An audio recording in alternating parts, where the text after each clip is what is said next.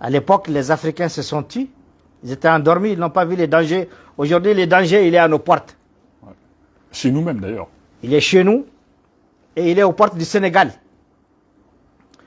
Les Sénégalais et les Ivoiriens doivent se réveiller rapidement. Aujourd'hui, c'est facile. Au Burkina, ça a été facile parce qu'ils sont en train de mourir. On n'a pas besoin de leur montrer les dangers. Ils sont dans leur... Les Niger, ils risquent de partir les 30. S'il n'est pas parti même avant ça.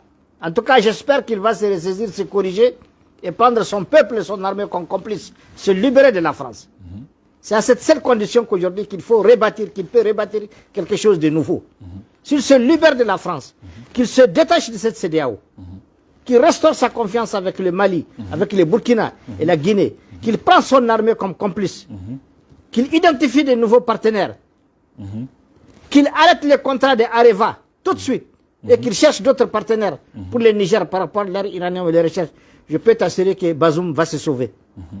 Mais s'il continue dans la posture actuelle où il est là, non, je vois très mal le Niger résister au soulèvement du peuple et surtout au verdict de Dieu. Moi, je dis ce qui arrive, dans ce qui arrive, il y a Dieu derrière tout ça. Parce que les peuples africains ont souffert. Absolument. Tout le monde l'a dit. Même les chefs d'État européens ont dit que l'Afrique a été saignée par la France.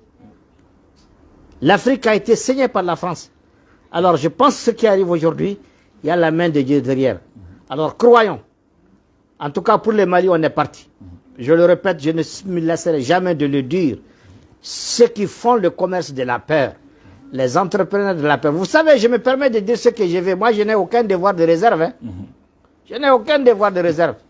Absolument. Est-ce que je suis ambassadeur de personne, je suis un citoyen malien, je suis un parlementaire, je suis libre de dire ce que je pense et dans les termes et les propos et la formule que je veux, pourvu que ça soit bien compris par les Maliens, par les Africains et au-delà dans le monde.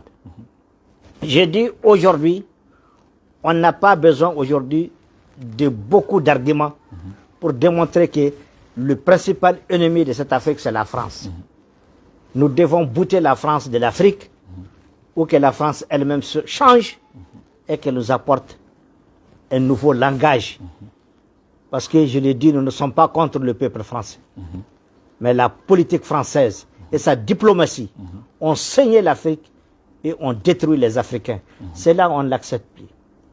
C'est pourquoi je dis qu'Abri Mort n'a pas peur de couteau. Je le répète, qu'Abri Mort n'a pas peur de couteau.